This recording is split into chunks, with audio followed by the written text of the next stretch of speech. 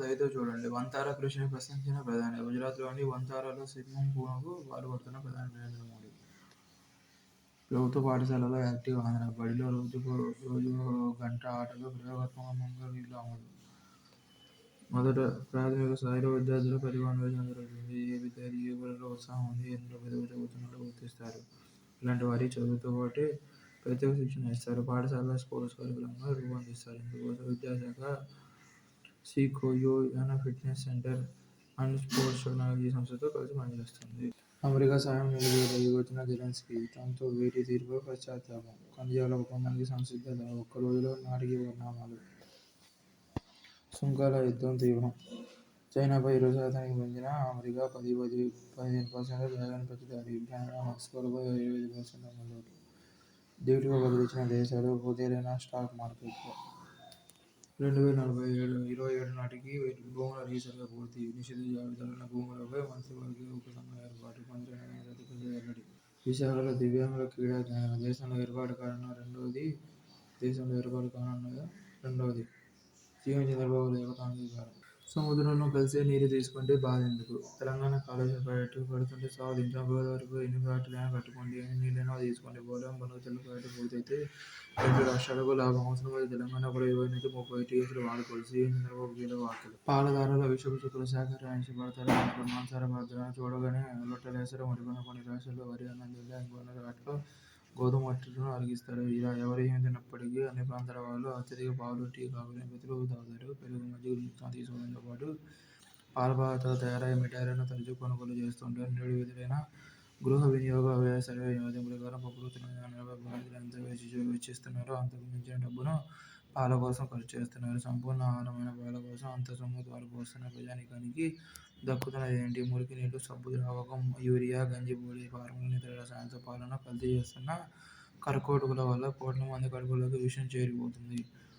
నెయ్యి, పన్నీర్, కోవా తదితరాలకు అలాగే బెల్లం చేసి విక్రయిస్తూ కాసులు కొల్లగొడుతుంటారు. మరోవైపు జనం ఆరోగ్యం జబ్బుల పాలవుతుంది.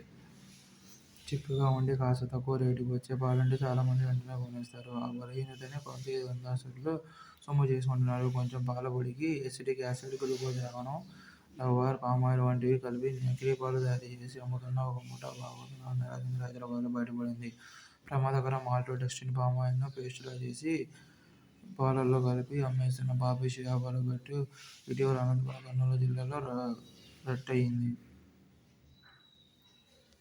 రాజస్థాన్లో ఇటీవల సేకరించిన పాల నమూనాల్లో 90% కల్తీ మయమైనని తేలింది.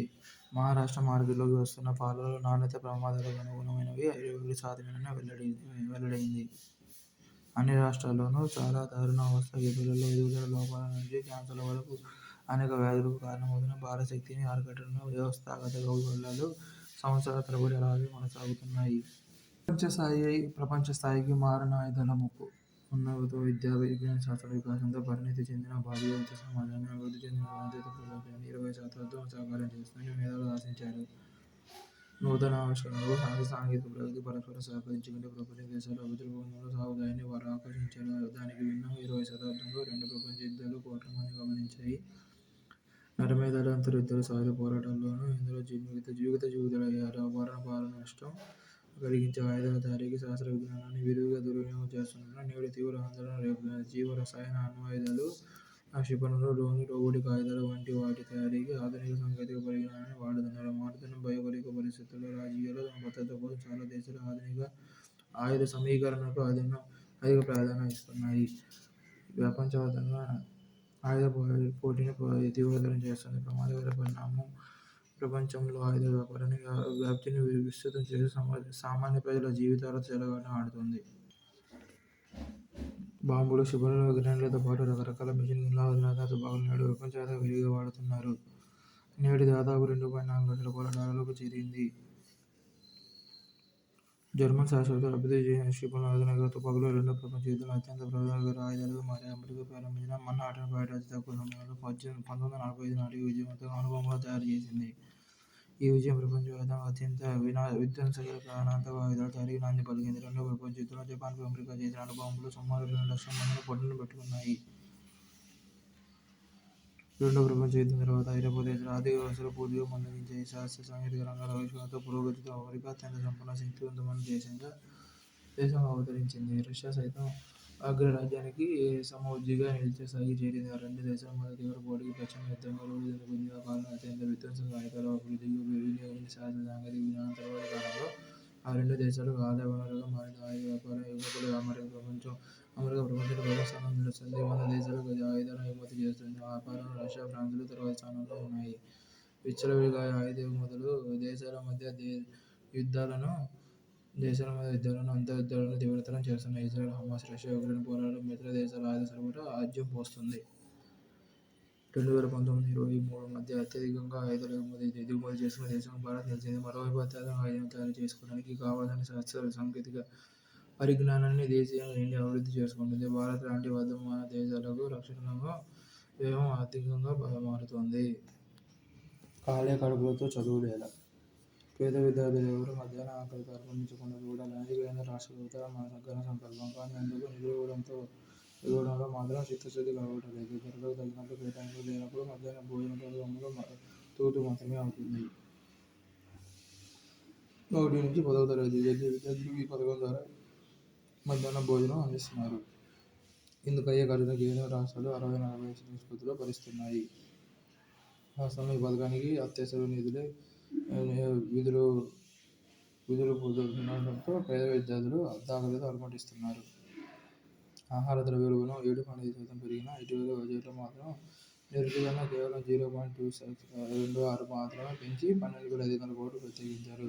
పోనీ ఖర్చులో తేడాని రాష్ట్ర ప్రభుత్వాలనే భరిస్తున్నాయంటే అదీ లేదు. నిబంధనల ప్రకారం 1-5 తరగతుల పిల్లలకు 450 6-10 నుంచి వారికి 700 శిక్షణ పెట్టాలి. నాణ్యతమైన భోజనం, కోడిగుడ్లు అందివ్వాలి. అందుకు ఆయా తరగతులను బట్టి ఒక్కో విద్యార్థికి రూ. 6 నుంచి రూ. 9.29 మాత్రమే చొప్పున చెల్లిస్తున్నారు. 32% మంది విద్యార్థులు బడి భోజనానికి దూరంగా ఉంటున్నారని కేంద్ర విద్యాశాఖ అధ్యయనమే చెబుతుంది.